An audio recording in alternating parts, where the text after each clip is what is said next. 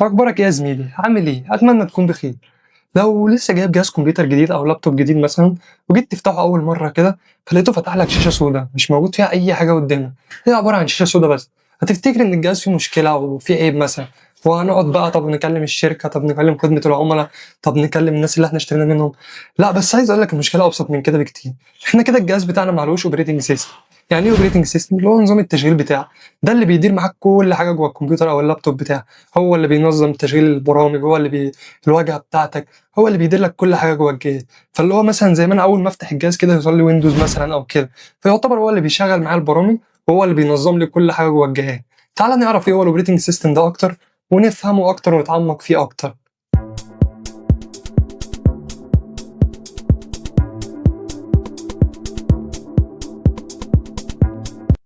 تخيل معايا كده إن الكمبيوتر هو الجسم بتاعك، طب فين العقل اللي بيحرك أو بيفكر أو كده؟ بالضبط كده زي ما أنت فكرت، العقل بتاعنا هو الoperating system. الoperating system بتاعي هو البرنامج الأساسي اللي بيتفتح أول ما بافتح الكمبيوتر بتاعي أو اللابتوب بتاعي مثلًا، اللي هو من الآخر كده علامة الويندوز مثلًا اللي بتظهر لك، علامة الLinux، اللي هو ده، هو ده الoperating system بتاعك، هو ده يعتبر الوسيط بينك وبين كل البرامج اللي بتشتغل جوه الجهاز. يعني مثلًا زي لما أنت مثلًا تكليك على الماوس مثلًا أو تفتح برنامج معين أو تكتب على الكيبورد بطريقة معينة، كل ده لازم يعدي معاك على الاوبريتنج سيستم الاول. يعني من الاخر كده الاوبريتنج سيستم بتاعك هو اللي بينظم الدنيا ما بينك وما بين السي بي يو مثلا والماوس والكيبورد والمذر بورد والحاجات دي كلها، هو اللي بيوفق الدنيا ما بينهم كلهم. طب يعني نظام التشغيل بتاعنا ده كده ما بيهداش خالص وما بيقعدش ساكت كده خالص؟ لا خالص، نظام التشغيل بتاعنا شغال 24 ساعه، طول ما الجهاز بتاعك شغال والكمبيوتر بتاعك شغال نظام التشغيل بتاعنا شغال. عشان الاوبريتنج سيستم بتاعنا بيعمل شغلانه تقيله قوي. هو مثلا ايه؟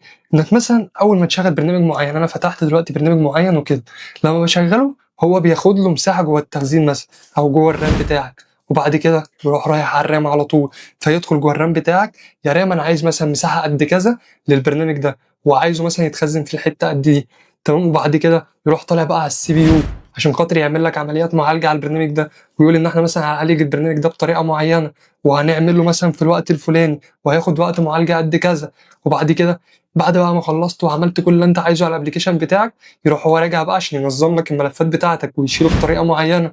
يعني من الاخر كده هو اللي بيعمل عمليه كامله، اي عمليه بتحصل جوه جهاز الكمبيوتر اللفه الكامله دي كلها هو الاوبريتنج سيستم المسؤول عنها. وهو كمان اللي بينظم لك الهاردوير بتاعك زي ما قلنا كده، هو اللي بيتحكم في الماوس مثلا لما تكليك عليه، الكيبورد بتاعك لما تكتب عليه، الحاجات اللي بتظهر معاك على الشاشه. الاوبريتنج سيستم من الاخر كده داخل جوه كل حاجه بتحصل جوه الكمبيوتر بتاعك مثلا او الموبايل بتاعك او الحاجات دي كلها. فهو ده الاوبريتنج سيستم بتاعنا بيشتغل ازاي. اكيد بقى طبعا قبل كده سالت نفسك ايه هو الاوبريتنج سيستم ده وايه الفرق بين ويندوز ولينكس وماك والحاجات دي كلها. تعال انا هجاوبك ببساطه كده. بص يا معلم، اول حاجه عندنا مثلا الويندوز مثلا، الويندوز ده من انتاج شركه مايكروسوفت، هو اتعمل وده يعتبر اكتر حاجه موجوده شعبيه في العالم دلوقتي، وده معمول للحاجات البسيطه بتاعتنا، زي مثلا ان انا مثلا بعمل شغل بسيط على الجهاز، مثلا زي ان انا مثلا افتح مثلا اتصفح حاجه معينه، ادخل على ابلكيشن بسيط كده اهو. فهو اتعمل للحاجات البسيطه بتاعتنا، هو اشهر حاجه يعتبر موجود معانا على الكوكب دلوقتي واللي معظم الناس تعرفه واللي معظم الناس شغاله بيه. طبعا عندنا ايه تاني؟ عندنا مثلا الماك، الماك ده بقى من انتاج شركه ابل، وده يعتبر مش مشهور قوي زي ويندوز، بس هقول لك ليه. عشان هو مواقف بس على الحاجات بتاعت شركه ابل بس، يعني مش هتلاقي الماك مثلا على شركه زي لينوفو مثلا او سامسونج او كده، لا هو انا موجود لشركه ابل بس، عشان كده شهرته اقل شويه، بس النظام بتاعه بسيط وكمان لذيذ في التعامل معاه. بس طب عندنا ايه تاني؟ عندنا مثلا نظام اللينكس مثلا، اللينكس ده بقى نظام مفتوح، حاجه مفتوحه معانا، زي مثلا ايه؟ ان انا اعرف اغير حاجات جوه السيستم بتاعه نفسه، اعرف اعمل حاجه انا عايزها في الاوبريتنج سيستم بتاعي، وفي كمان منه حاجات كتير بتشغله زي مثلا كالي لينكس مثلا، زي اوبونتو، دي حاجات بتشغل معانا اللينكس بتاعنا. طب عندنا مثلا في التليفونات، عندنا في التليفونات برضو اتنين اوبريتنج سيستم مشهورين قوي زي الاندرويد والاي او اس. طب ايه الفرق ما بينهم؟ الاندرويد موجود معانا في معظم التليفونات ومنتشر اكتر من الاي او اس، عشان برضو الاي او اس في نفس المشكله ان هو متوقف على الحاجات بتاعت ابل بس. فيبقى ده كده الاوبريتنج سيستم بتاعنا. طب انا بقى دلوقتي لو هشتري مثلا لابتوب جديد او كمبيوتر جديد مثلا او موبايل جديد، ازاي اعرف اختار الاوبريتنج سيستم بتاعي مثلا او اختاره على انهي اساس؟ تعال انا اقول لك بالراحه. لو انت مثلا من الناس اللي عايزه تنزل العاب كتير مثلا او تنزل كل البرامج ومش عايزه اي قيود في الحمايه مثلا او كده، او هتعمل شغل بسيط على الجهاز بتاعك، يبقى انسب نظام ليك هو الويندوز معاك، هو ده اللي هيعرف ينزل لك البرامج والالعاب اللي انت محتاجها من غير ما يبقى فيه بقى مثلا قيود قوي والحاجات دي كلها. طب لو انت مثلا عايز تدخل بقى في مجال البرمجه والكودينج بقى، وعايز مصدر مفتوح معاك تعرف تعمل عليه اللي انت عايزه بقى، فاهم، اغير اوبريتنج سيستم زي ما انا عايز، اغير في النظام زي ما انا عايزه كده، يبقى انسب حاجه ليك اللينكس. هو قوي جدا على فكره، بس محتاج شويه خبره ومحتاج انك تبقى فاهم. طب لو انا مثلا عايز اعمل ديزاينات مثلا، وعايز اشتغل في الديزاين والايديتنج والحاجات دي كلها، هتلاقي الماك معاك هيبقى زي الفل، هيشتغل معاك ويديك كل اللي انت عايزه، عشان هو يعتبر نظام انيق كده وشكله لذيذ وهيعجبك.